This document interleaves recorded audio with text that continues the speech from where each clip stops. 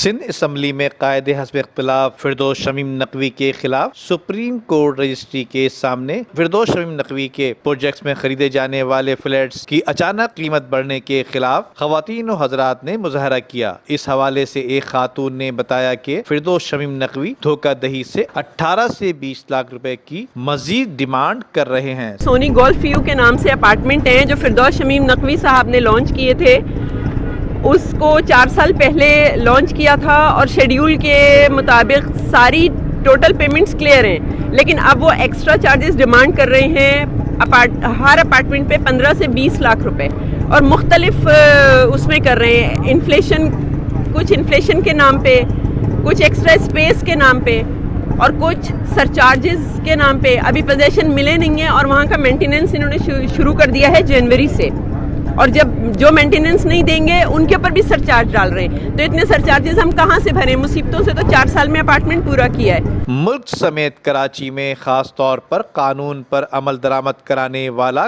کوئی نظر نہیں آتا، لہٰذا قانون کی رٹ قائم کرنے کے لیے انتظامیہ کو عملی جامہ پہنانا ہوگا۔ Nadeem Siddiqui, M7 news, Karachi.